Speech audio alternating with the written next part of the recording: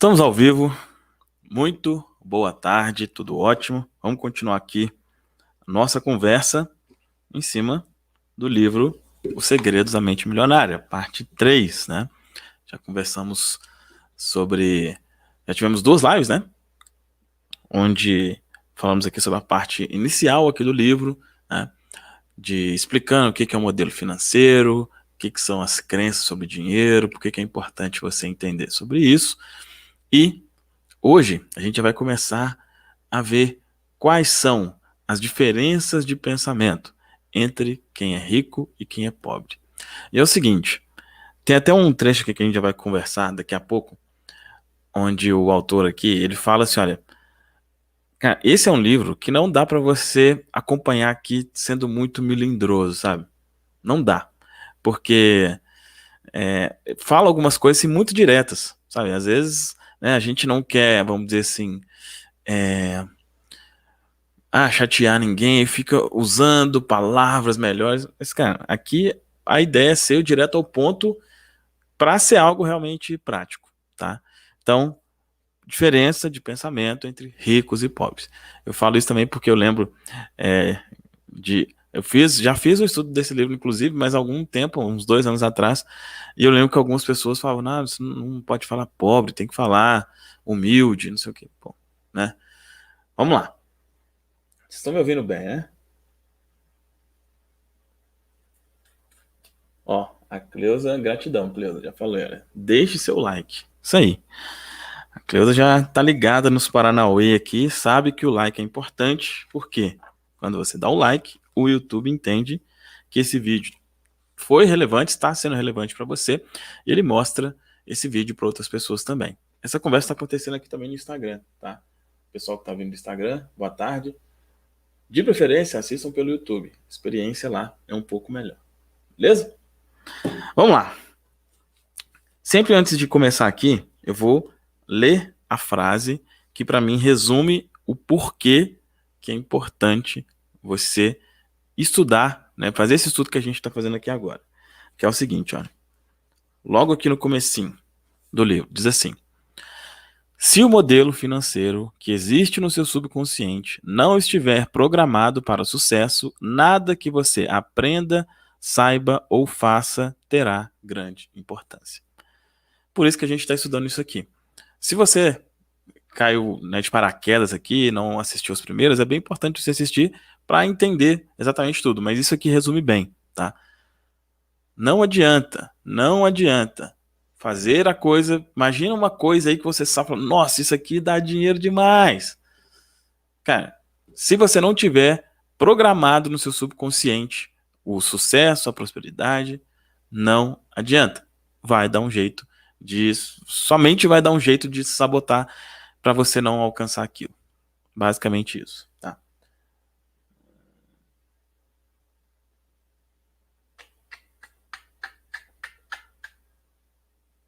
Show. Tudo certo, né? Vamos lá então. Então a gente já conversou aqui sobre a parte 1, onde tem algumas explicações básicas, né, e tal.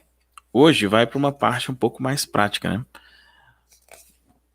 O livro cita 17 tipos de pensamentos diferentes. A gente vai conversar um deles em cada live, beleza? Para ser aquela coisa, para não ficar aquela montoeira de conteúdo na mesma live, né? Pode não ficar muito prático. Só antes de ir aqui para o primeiro, ó, já tem alguns avisos aqui que é bem importante você ter isso bem claro também. Deixa eu só conferir uma coisinha aqui. Beleza. Olha só, diz assim, ó. Antes de começar, né, essa parte 2, quero fazer alguns esclarecimentos. Primeiro, não tenho a menor intenção de menosprezar quem dispõe de poucos recursos financeiros, nem desejo dar a impressão de que não me sensibilizo com a sua situação. Não considero os ricos melhores que os pobres, ou do que ninguém. Eles apenas têm mais dinheiro. Por outro lado, em alguns casos, para me assegurar, né, de que você captará a mensagem, utilizo exemplos mais incisivos para diferenciar o modo como as pessoas pensam. Então, exatamente o aviso que eu já dei no início aqui, né? Não, não, não pega, né? Que talvez, nossa, mas essa fala está sendo preconceituosa, está sendo isso. Não, para ficar claro, para entender, muitas vezes é preciso ser incisivo, né? Segunda coisa, sempre que menciono indivíduos ricos, pessoas que vivem com grandes dificuldades financeiras, e indivíduos que têm uma vida apenas satisfatória, no que se refere a finanças, estou me referindo unicamente à sua mentalidade e sua maneira característica de pensar e agir, e não à quantidade de dinheiro que elas têm, ou o seu valor para a sociedade. Terceiro, exponho a questão de maneira generalizada. Sei muito bem que tem que nem todo rico, assim como nem toda pessoa que dispõe de recursos financeiros limitados ou simplesmente satisfatórios, como apresento em alguns exemplos. Repito, meu objetivo é destacar as diferenças entre as mentalidades para ter a certeza de que você entenderá os princípios e conseguirá utilizá-los. Isso é bem importante também, né? Porque sempre tem a pessoa que fala assim: ah, mas eu conheço um fulano que ele é rico e não pensa assim. Ou, eu conheço uma pessoa que tem dificuldade financeira e que ela pensa desse jeito aí, como rico, mas não conseguiu nada. A gente aqui, toda regra tem sua exceção, beleza? Aqui a gente está trabalhando com a regra, com um todo. Você vai, por exemplo, né, a gente sempre fala assim, na maioria das vezes, quando você quer enriquecer, você quer ganhar muito dinheiro mesmo, você vai ter um negócio. Aí vai vir alguém e falar: ah, mas eu conheço um fulano que não tem um negócio. Claro, sempre vai ter isso, tá? Sempre vai ter. Então aqui tá falando de uma forma generalizada mesmo. Quarto, de modo geral, menciono com menos frequência a visão de classe média, porque este costuma ser um híbrido de formas que os ricos pensam e da mentalidade pobre. O meu propósito, insisto, é que você se conscientize do lugar que ocupa na escala e raciocine como os ricos, caso queira ser como eles. Quinto, você pode ter a impressão de que muitos princípios dessa seção do livro têm mais a ver com hábitos e ações do que com formas de pensar. Mas lembre-se, as ações provém dos seus sentimentos, que provém dos seus pensamentos. Consequentemente, toda ação que conduz à riqueza é precedida de um modo de pensar que segue esta mesma direção. E último, quero que você se disponha, isso aqui é extremamente importante, tá? Quero que você se disponha a abrir mão da ideia de que está certo. Ou seja, que aceite deixar de fazer as coisas do seu modo. Por quê? Porque a sua forma de agir fez com que você chegasse exatamente à situação em que está agora. Caso deseje um pouco mais dessa experiência, continue a se conduzir à sua maneira. Mas, se ainda não enriqueceu, talvez seja a hora de considerar uma alternativa indicada por alguém que tem muito dinheiro e já colocou milhares de pessoas na estrada da fortuna. A decisão é sua. Então, olha só, é meio incisivo, mas é a verdade, né? Não adianta você querer estudar aqui, ver, não, legal, legal, legal, mas tipo assim, não, mas eu penso assim mesmo e pronto, né? Então, por exemplo, a gente já vai conversar aqui sobre esse primeiro pensamento, essa primeira diferença. Se você chegar aqui e falar: eu penso assim mesmo e não tô nem aí, não vai adiantar de nada, obviamente, né? Mas, como diz lá também o nosso amigo Einstein, né? Loucura é querer resultados diferentes fazendo sempre as mesmas coisas. E, como ele forçou aqui, tudo que você faz é baseado em como você pensa. Vamos lá, então. O primeiro pensamento, e aqui o primeiro mencionado aqui no livro, não que seja o primeiro em uma ordem, tá? O primeiro é o seguinte, ó. As pessoas ricas acreditam na seguinte ideia: eu crio a minha própria vida. As pessoas de mentalidade pobre acreditam na seguinte ideia: na minha vida as coisas acontecem. Eu crio minha própria vida. Mentalidade pobre. Na minha vida, as coisas acontecem. Vamos lá. Se você quer enriquecer, é imperativo acreditar que está no comando da sua vida, em especial da sua vida financeira. Caso contrário, você tem uma crença enraizada de que exerce pouco ou nenhum controle sobre a sua própria vida e, consequentemente, de que exerce pouco ou nenhum controle sobre o seu sucesso financeiro. Já reparou que, em geral, são as pessoas que têm uma condição financeira difícil, as que gastam mais dinheiro com jogos lotéricos? Elas realmente acreditam que a riqueza cairá no colo quando as bolinhas com seus números forem sorteadas. Às vezes passam a noite coladas na tela da televisão, esperando ansiosamente pelo sorteio, para ver se dessa vez a fortuna finalmente lhes sorriu. E claro, é claro que todo mundo quer ganhar na loteria, e até os ricos jogam de vez em quando para se divertir. Porém, em primeiro lugar, eles não gastam uma parte substancial dos seus rendimentos com bilhetes. Em segundo lugar, essa não é a principal estratégia para fazer fortuna. Vamos conversar um pouco sobre isso, né? Nos assuntos que a gente fala aqui no canal, né? Então, a gente fala sobre lei da atração, sobre dinheiro inesperado, coisa do tipo.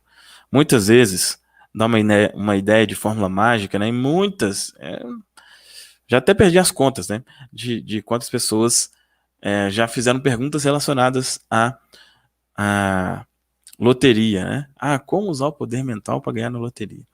Eu, para ser sincero, eu, assim, sempre tive muito preconceito, né, com relação a isso, porque sempre aprendi que era errado, né? Errado jogar na loteria. Hoje eu acredito ser errado, né? Errado é muito relativo, né? O que é certo, o que é errado.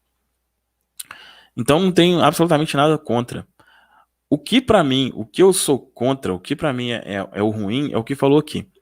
É quando a pessoa acredita que ela só pode enriquecer ganhando na loteria. Ela não coloca outra possibilidade, né? Então, quando normalmente ela faz isso, ela acha que na minha vida as coisas acontecem. Então, tipo assim, se eu der a sorte de acertar os números aqui, eu vou ser rico. Então, ela está colocando no quê? Na sorte, no acaso, né? Então, nada de errado com isso. O problema é se a sua principal estratégia para enriquecer for isso, isso é um problema. Continuando. Você precisa acreditar que é você mesmo quem conquista o seu próprio êxito, que é você mesmo que promove a sua própria mediocridade e que é você mesmo quem estabelece a sua própria batalha pelo dinheiro e pelo sucesso. Conscientemente ou inconscientemente, sempre se trata de você. Principalmente quando fala aqui, né? Na mediocridade, é uma palavra forte, mas assim, olha, quando você reconhece isso, né? Se você, nossa, tá muito ruim aqui e a responsabilidade é minha, você já tá na frente de muitos milhões de pessoas aí, né, que não assumem essa responsabilidade. Em vez de assumir a responsabilidade pelo que acontece na sua própria vida, as pessoas de mentalidade pobre preferem se colocar no papel de vítimas. Um pensamento típico de quem apresenta esse padrão é: pobre de mim. Assim, por força da lei da intenção, é literalmente isso o que as vítimas conseguem ser: pobres. Então, a intenção, muitas vezes a pessoa está emanando. Se ela fala pobre de mim, coitado de mim, isso, aquilo, a intenção dela é exatamente ser isso. E se ela, né, ela vai precisar de fatores externos para comprovar isso que ela está falando para ela, que ela é uma coitada e tudo mais. Repare que eu disse que elas se colocam no papel de vítimas. Não afirmei que são vítimas. Na minha opinião, ninguém é vítima. Creio que as pessoas adotam essa imagem por acreditarem que desse modo conseguem alguma coisa. Mais adiante, examinarei essas questões com mais detalhes. Sendo assim, como é que você sabe quando alguém está fazendo papel de vítima? A resposta é: uma vítima deixa 3 pistas. Então vamos conversar sobre essas pistas, mas o que já está deixando claro aqui então? Vitimismo não é uma atitude de pessoas ricas. Não é. Vai ter exemplos aqui, né? Será que eu sou vitimista? Será que não? Você vai ver aqui claramente. Mas, né, se você já consegue identificar isso, já saiba que é, sem dúvida, uma característica que é preciso mudar. E isso é uma característica muito forte.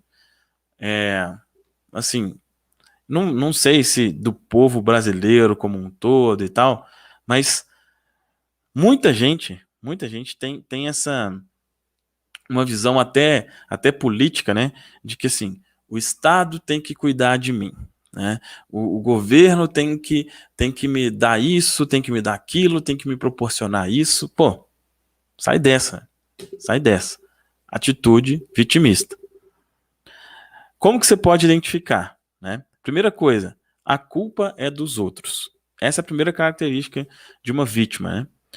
Então, o que a vítima faz? Olha, a vítima põe culpa na economia, no governo, na bolsa de valores, nos seus corretores, no ramo de negócio em que atua, no patrão, nos empregados, no gerente, nos diretores da empresa, no serviço de atendimento ao cliente, no departamento de entregas, no marido, na mulher, no sócio, em Deus e, é claro, nos pais.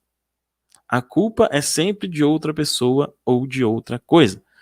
O problema é, invariavelmente, alguém ou alguma coisa. O problema é sempre alguém ou alguma outra coisa, nunca ela própria. Hoje, qual que é uma das principais culpas, né, que as pessoas estão usando aí? Pandemia, né? A pandemia é vamos dizer assim, nossa, pro vitimista, maravilhoso. É claro que é uma coisa séria.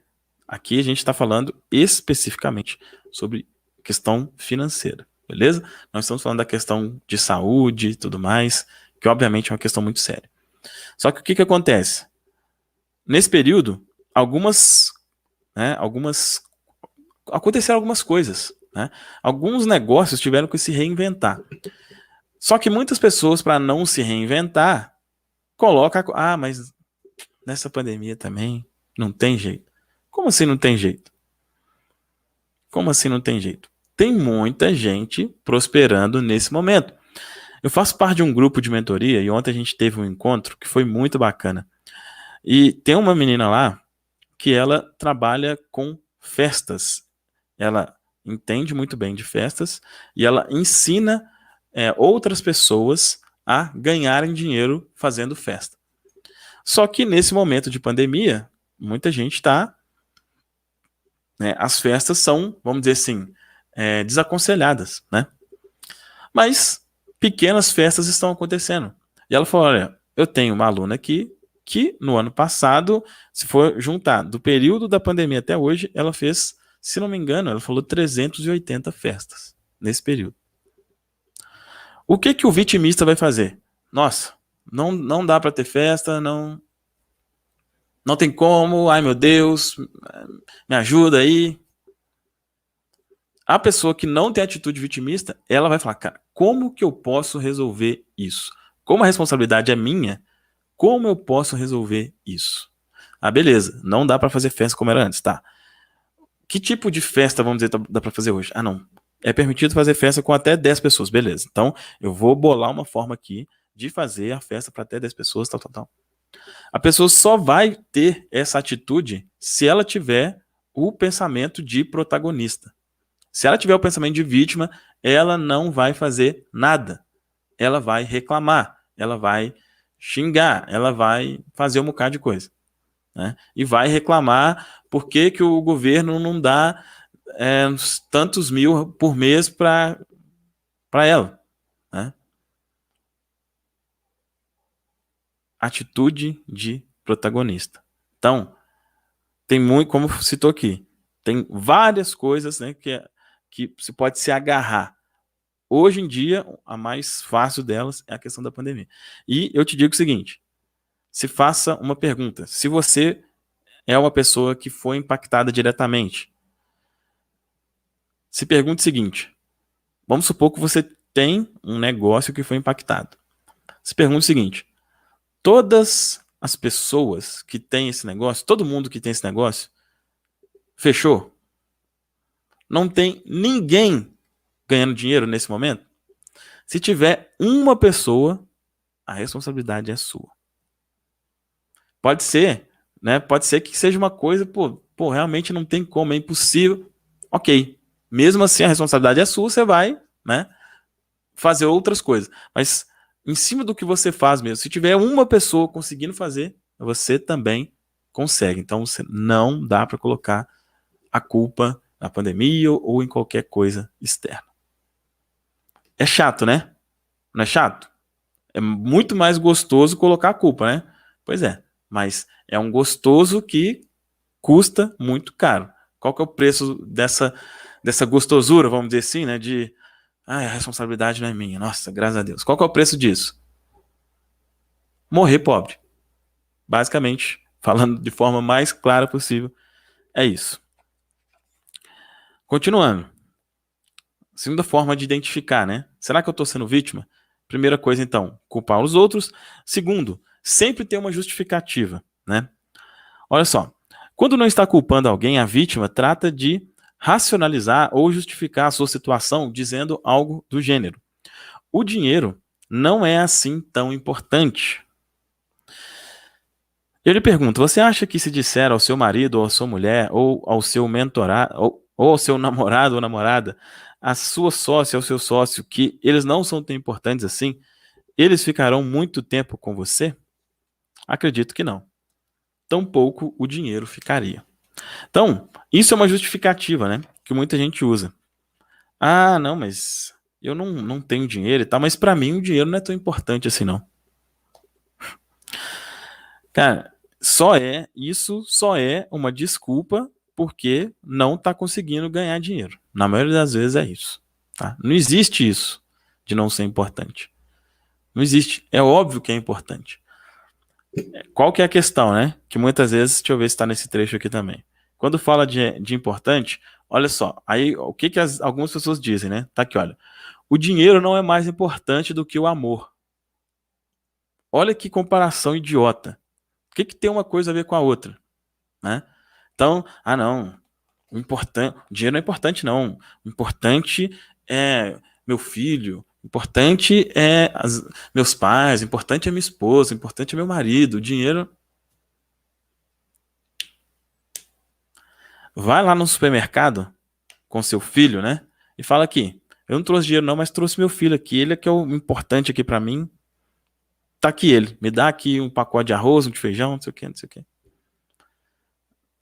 É uma comparação idiota isso. Então, tire essa justificativa. Se você fala isso, para de falar isso, que o dinheiro não é importante. Passa uma pureza, né? A pessoa que fala isso não passa uma pureza? Passa uma pureza, ela parece... Mas às vezes é uma pureza que ela fala isso e precisa pedir um dinheiro emprestado aqui, um outro ali. Quando tem dificuldade, tem que ir para o SUS, aí fica louco, porque, nossa, meu Deus. Né?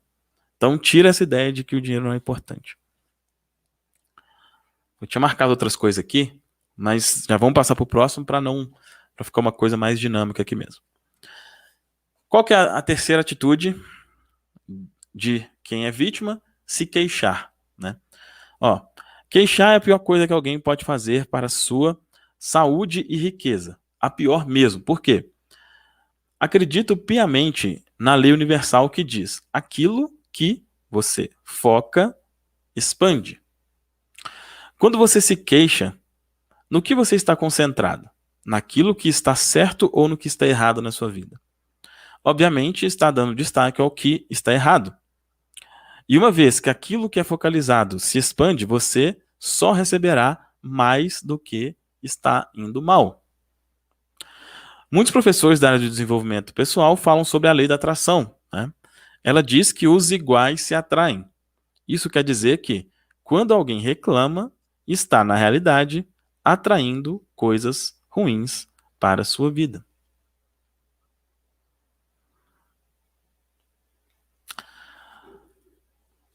Olha só uma outra coisa. A gente vai conversar sobre essa questão da reclamação. Mas ele fala uma coisa aqui que é bem... Olha só. Isso remete a outro ponto.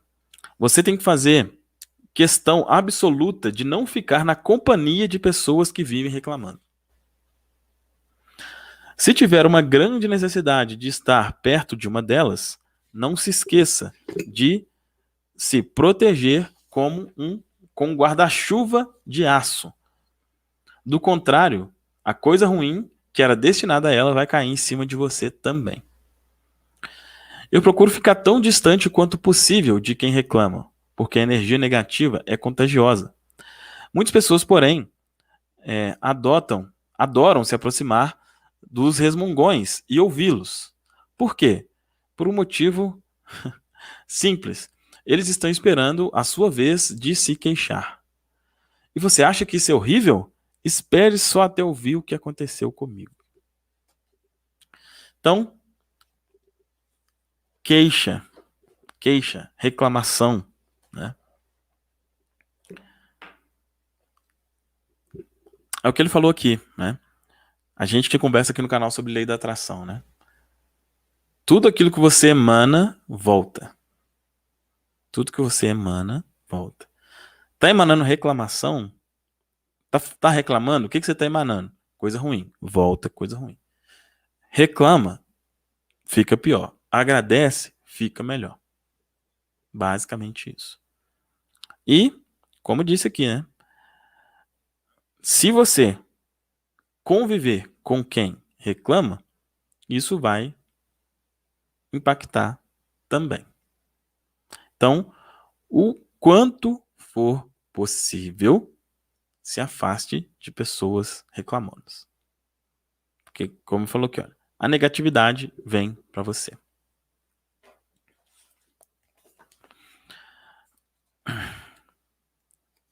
E aí, ele cita aqui também sobre a questão de ser vítima, né? Já estamos fechando aqui, olha. É isso aí, 27 minutos, a intenção é essa. Sobre o porquê do vitimismo, né? Olha, por outro lado, ser vítima tem suas recompensas. O que as pessoas ganham se colocando nesse papel de vítima, né? A resposta é atenção. Isso é importante? Com toda a certeza. De uma forma ou de outra, a atenção é tudo o que a maioria das pessoas almeja. E o que faz com que elas vivam em busca de atenção é o fato de cometerem um grande erro. O mesmo que quase todos nós cometemos, que é confundir atenção com amor, né? Todo mundo quer ser amado, né? Quer que as pessoas gostam, né, da gente e tal. Todo mundo quer isso, né? Só que as pessoas muitas vezes fazem isso de uma forma errada, né? Ela acha que assim, eu vou me fazer de vítima aqui, vou me fazer de coitado, eu vou isso, e aí as pessoas vão ficar com dó de mim, e isso. Cara, que grande merda, né? Vamos ser sinceros. Então, não faz sentido, né? Ser vítima tem essa recompensa, como falou aqui, atenção, mas não faz sentido. É uma atenção que com certeza não vale a pena, tá? Então, primeiro pensamento é esse. Vamos frisar aqui. Qual pensamento você precisa ter? Eu crio a minha própria vida. Eu crio a minha própria vida. E não na minha vida as coisas acontecem. Aqui, esse livro trabalha bastante com a questão de declaração, né? Como que eu coloco esse pensamento na minha mente, né? Aí a declaração que ele sugere aqui, olha, eu mesmo crio o meu próprio grau de sucesso financeiro. Eu tenho uma mente milionária. Eu mesmo crio o meu próprio grau de sucesso financeiro. Eu tenho uma mente milionária. Essa é a declaração que ele sugere para instalar essa crença na sua mente, né? E cada uma aqui dos capítulos tem também uma ação envolvida, né? Aí a ação aqui é a seguinte, ó, toda vez que você se vir culpando alguém, se justificando ou se queixando, passe o dedo indicador na frente da sua garganta, no sentido horizontal, para se lembrar de que esse comportamento pode vir a causar a sua degola financeira. Embora esse gesto pareça rude, ele não é pior do que o mal que você faz a si próprio ao responsabilizar as pessoas, se justificar e reclamar, e o ajudará a se livrar desses hábitos destrutivos. Então, qual que é a primeira ação que ele sugere aqui? Reclamou, se colocou no papel de vítima, faz assim, opa. Isso é uma forma de programação mental, tá? Quando você faz isso e você coloca um sinal aqui, você está mostrando para essa... Opa, isso aqui não é legal. É uma forma de programar. Isso aqui que eu estou fazendo, isso que eu acabei de fazer, essa reclamação, isso não é legal. Segunda atitude, faça um controle. Ao final de cada dia, liste por escrito um fato que tenha sido positivo e outro que tenha sido negativo. Depois, escreva a resposta para a seguinte pergunta: como eu criei cada uma dessas situações? Se houver outras pessoas envolvidas, responda: qual foi o meu papel na criação de cada uma dessas situações? Esse exercício o manterá responsável por sua vida e consciente das estratégias que estão funcionando a seu favor e das que estão contra você. Então, como assumir realmente a responsabilidade? Uma coisa positiva, uma coisa negativa. Como que eu criei isso daqui? Tanto positivo como negativo. O que isso vai... Isso vai te deixar consciente, né? Especialmente ali com relação ao negativo. Opa, peraí, então eu fiquei pensando isso aqui, eu fiz isso, eu criei isso. Beleza. Já é uma forma de você mudar essa atitude. E quando for algo positivo, da mesma forma, né? Você replicando aquilo. Ok? É isso. Amanhã a gente vai conversar sobre o segundo pensamento. Lembrando, aqui na descrição tem 2 links, na descrição aqui desse vídeo. Um link com uma ferramenta que eu criei, que é, na minha visão, a forma mais simples, fácil e rápida de você programar a sua mente para prosperar. É uma forma, através de áudios, de reprogramação subliminar. É uma forma praticamente automática. Você ouve e começa a ter esses novos pensamentos aqui, vai eliminando pensamentos de pobreza, de escassez e criando uma mentalidade de abundância. Clica aqui no primeiro link para ver isso. O segundo link está aqui, é do Mensageiro Próspero. O Mensageiro é um programa onde várias pessoas estão recebendo comissões por divulgar materiais como esse aqui. Tá? Então, muitas pessoas utilizam vídeos como esse, baixam vídeos como esse, sobem em um canal próprio ou usam um grupo de Facebook, alguma coisa assim, para divulgar esses conteúdos e são remuneradas por isso através de comissões. Se você quer saber mais sobre isso também, tem um link aqui na descrição. Beleza? É isso. Amanhã, tamo junto aqui de novo, 2 horas da tarde. Abraço, até amanhã. Tchau, tchau.